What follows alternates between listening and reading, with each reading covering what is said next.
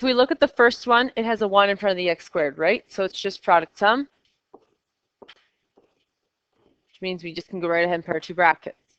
Now we say to ourselves, what times what equals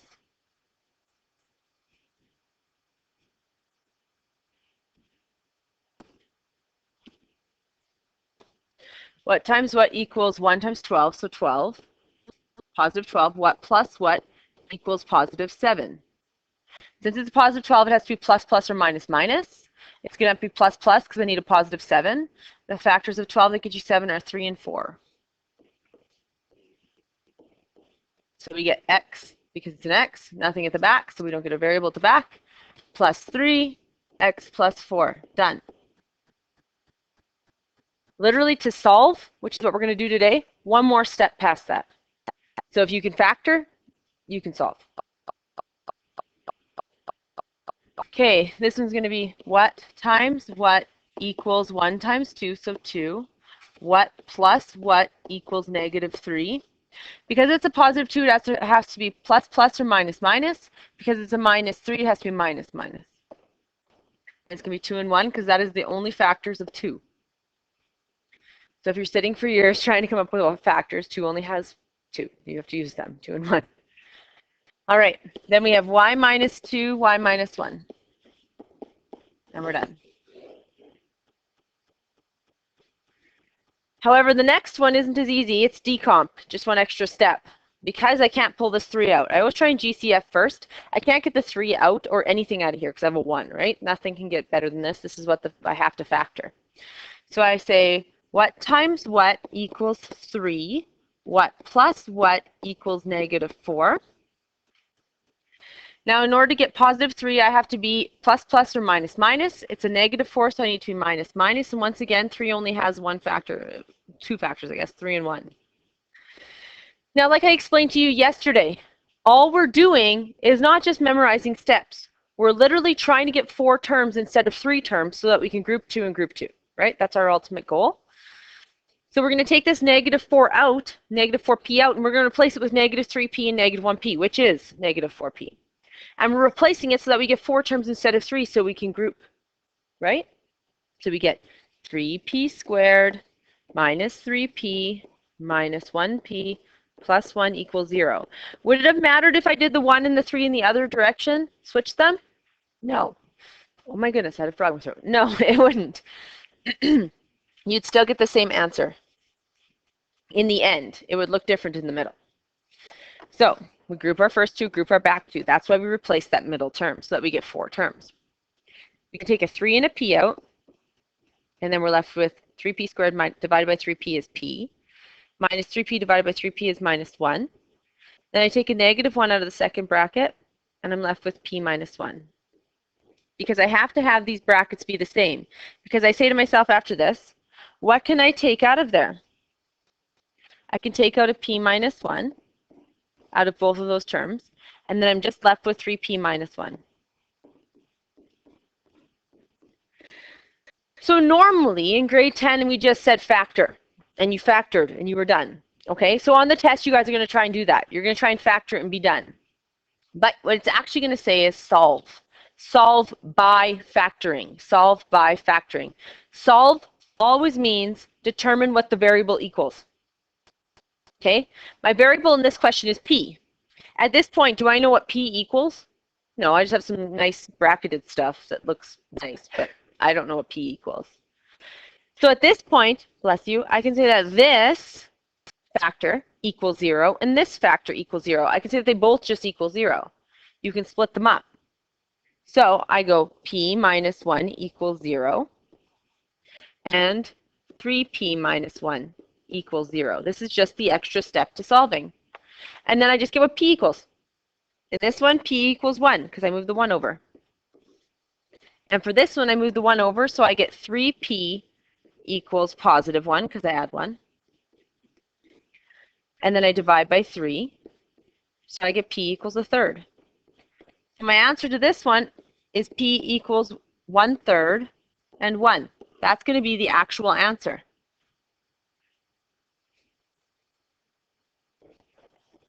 So literally, one extra step, just set the factors equal to 0 and solve for the variable. If it says solve at any point in time in any unit, it means find out what the variable equals. In grade 12, same thing. Okay? Now we're going to do this one. This one's two terms. When it's two terms, you have two options. GCF, difference of squares. Those are your only two options you have. It's not a difference of squares because I can't, this isn't squared. In 5, I can't square root and get a nice number either. So it's definitely not a difference of squares, so all I can do is GCF. I can take out an n, and then I'm left with 5n minus 8 equals 0. I have factored it. That is factoring. And now, because I want to solve, I just go one more step. I set each of those brackets equal to 0 and solve for the variable. So this one's going to be n equals 0. The great thing about that one, it's done. N equals 0. I have one of my solutions. And then this one, 5n minus 8 equals 0. Add my 8. 5n equals 8. Divide by 5. And n equals 8 over 5. So your answer would be n equals 0 and 8 over 5. Do you know what we're finding? X-intercepts. Those are just the x-intercepts. So if I asked you to solve by graphing like yesterday, you would put this in y1 and this into y2, and you'd find out the x-intercepts, right? Or you'd put this into y1 and you do second trace number 2, 0, and you find the x-intercepts. All we're doing now is we're factoring and finding the x-intercepts. This is just another way. This is how to do it algebraically, one way.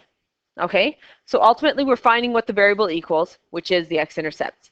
And why is it the x-intercepts in this case? Because this equals 0. And whenever this equals 0, that means my other equation is y equals 0. And where's y equals 0 on? The x-axis. So whenever you're solving for a variable and the other side equals 0, you're finding the x-intercepts because you're finding out where this crosses on the x-axis, because my second y is 0, right? And when we make our second y 0, we're finding the x-intercepts. Okay, so that's all we're ultimately finding. Now we're going to go through this one because it looks crazy. So say this one says to solve. Okay, this second one. This one over here we'll solve later. It's rationals, and we do rationals in a whole nother unit. So we're not touching that one. We'll touch the one on the right. So first thing I would do when I'd see that crazy looking thing is I'd say nothing matches. So I can't change those to x's and y's and n's like we did yesterday, because we'd have an x, a y, and an n, or like a m, n, o. When you have three variables, you've defeated the purpose of changing out the other ones. You've just made it really, really ugly. So what I would do when it's crazy like this is I'd expand it. So 2z times 2z is 4z squared minus 2z plus 2z, so they actually cancel, minus 1 plus 12, so just write the plus 12, equals 4z plus 20 minus 10.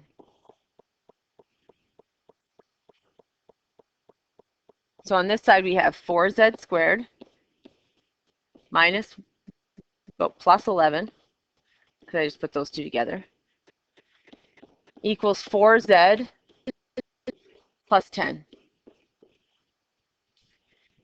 If you ever want to solve by factoring, you guys, or solve any quadratic, so quadratic meaning anything with a squared, right? You always have to move everything to one side. So up until this year, you guys did linear, everything. So all you would do is get everything to the other side that didn't have a variable, then divide by the number beside the variable. You did that every single time you had to solve anything. But now we have quadratics. And when we have quadratics, whenever you have any variable with a squared, you have to move everything to one side, set it equal to 0. Okay? And then do the method it asks, factoring, completing the square quadratic formula, which you've only learned solving by factoring at this very moment. So even solving by graphing, move everything to one side, plug it into your y equals, right? We did that yesterday. So I'm going to move everything over here because this is where the positive, it's a positive z squared. If it was a negative z squared, I'm not going to lie, I'd move it all over here because I like factoring when my a value is positive. I don't like factoring when my a value is negative, when the value in front of my squared x squared or t squared or z squared is negative. I like factoring when it's positive. So I always move to whichever side makes my z squared positive. So I'm going to move these over here. So I'm going to minus 4z minus 10. If you move them the other way, you wouldn't be wrong. Just preference.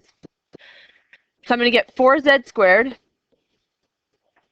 minus 4z, and then 11 minus 10 plus 1 equals 0. And now I have decomp. So you had to do all those steps first in order to just get it into the quadratic, in order to do decomp. So now I say what times what, and you can write over here because like I said, we're not doing this question. It's in rationals and we're not doing it in quadratic.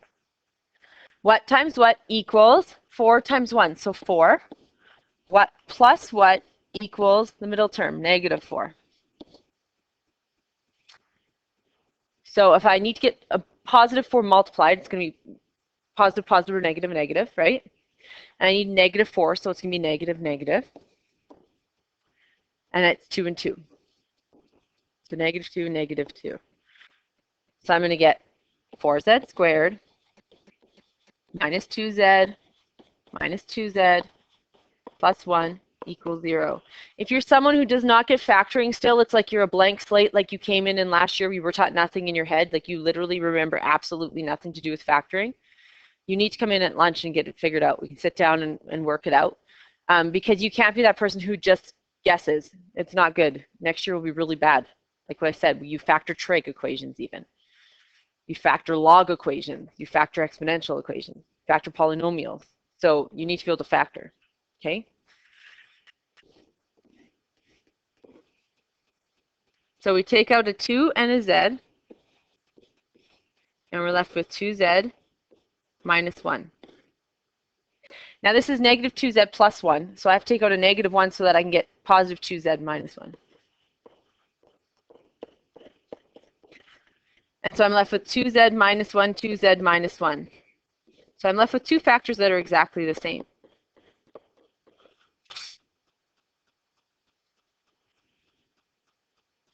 So if I told you just factor, you'd be done, but I'm saying solve by factoring. So we have to do that extra step where we solve. Do we have to solve these out separately? No, they're going to get you the exact same answer. So if you want to solve it out separately, you can, but you're just doing extra work. Take one of them, 2z minus 1, and solve for it. Add 1, 2z equals 1, divide by 2, z equals a half. Now, we have two x-intercepts that are exactly the same. What happens when we have two x-intercepts that are exactly the same? Yeah. Right, you only get one x-intercept. It doesn't actually cross it, it just touches it. So this graph is concave up, right, because it's positive 4, and it has a y-intercept at 1. Okay, and I said it has an x-intercept at a half. So here's my x-intercept, here's my y-intercept. It's concave up. So what's happening is I'm coming down to this x-intercept. I'm hitting this x-intercept, but I have 2 there. Okay?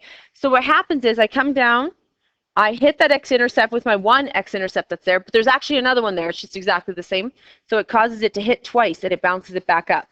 So you get this one x-intercept there, but there's actually 2. So what you actually say here, you guys, is x, or not x, I guess it's z.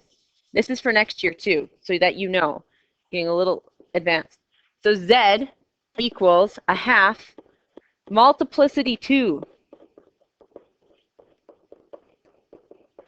You have to write what the multiplicity is behind it, or it could be 2, it could be 4, it could be 6, it could be 8, it could be 10, it could be 12. Because if this bounced 4 times, if there was 4 here, it would go down once, up, and then send itself back up again. Okay? So you get multiplicity 2. This is also called the point of tangency. When it just touches in one spot, that's called the point of tangency.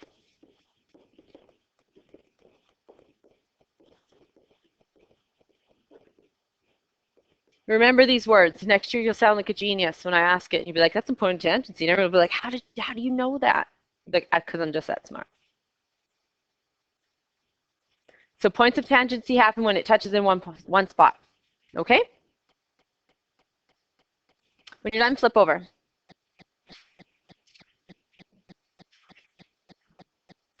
So if you haven't noticed, it's not a long lesson, right? Because why is this not a long lesson? For the most part, you literally know how to do it. You just have one extra step, right? Or if you don't know how to factor, this is a really horrible lesson. So you really need to come in and learn, okay? It's either going to be a good lesson or a very bad lesson, depending on whether you can factor or not. So knowing that, this comes up all the time too, especially in grade 12 again. It comes up in grade 11 and it comes up in grade 12. It wants us, it's giving us the roots. What's roots? What is roots? What's that another word for? X-intercepts. What other word could I use? Zeros, remember? Roots, x-intercepts, zeros, all interchangeable. I can use any of those three words and ask you to find the x-intercepts, roots, or zeros. I could also say solve, and it means find them. I guess 4 ways, which is super fun instead of just one way. Now, what did we do before this? I gave you the equation, you found the roots, right? And so the roots were x equals a half, or x equals 2, or p equals a half, and p equals 3. You found the roots. You found the x-intercepts, as we did on the previous page, correct? Now they're giving me the roots and asking me to get the equation. So they're wanting me to go backwards. So how did we get the roots? We took the equation, we factored it down to 2 factors. We took those 2 factors, set them equal to 0, and we solved, right? So how do we go back to the equation? We take the roots, set them equal to the variable, get them equal to 0, put them back together, FOIL them. We're literally just doing the opposite. So factoring, when we solved by factoring, we took the equation, we factored it to 2 factors, we set them each equal to 0, and we solved them to the variable, right? Now we're going to solve them to the variable, set them equal to 0, put them together, FOIL them. So you're just doing reverse. So let's see. We have 4 and negative a half. Very first thing you have to remember, and usually if people remember this step, they can do the rest, but if they forget to do this one little step, they cry and leave them blank. Okay.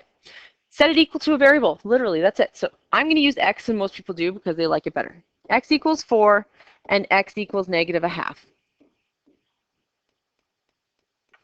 Okay? That was our answer on our last question, correct? What did we do to get there? Before we factored, what did we do to get to this spot? We had them equal to 0. So we need to get these equal to 0. Now watch, because this is what people do. So this one, we're going to subtract the 4 over, and we get x minus 4 equals 0. Everyone's usually really good with this one. Everyone's usually really bad with this one. Because what do? They add a half over. I didn't have it as a half before. When it was 3x minus 1, we moved the 1 over, got a 1, divided by 3, we got a third, right? So we're not just going to add the half over. Do not do that. If you're a person who would have done that, leave yourself a little note and say, don't do that. Bad. Okay? That's probably 100% of you would have moved this over by a half. And you will on the test. Please don't prove me wrong. Don't do it on the test. Okay. So we're going to have to do it in pieces. So we're going to have to multiply the 2 over first. Because that's what we did. We divided the 2 over last, right? So we get 2x equals negative 1. And then we add our 1 over. So we get 2x plus 1 equals 0. And that's actually what we had before. We never had x plus a half, right? We had 2x minus 1. We move the 1 over, and then we divide by 2, right? So now we're multiplying by 2 and then adding it over. We're just reversing everything we did. Now we have our 2 factors set equal to 0. What were they before in the equation?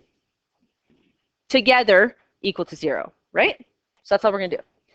X minus 4, 2x plus 1 equals 0.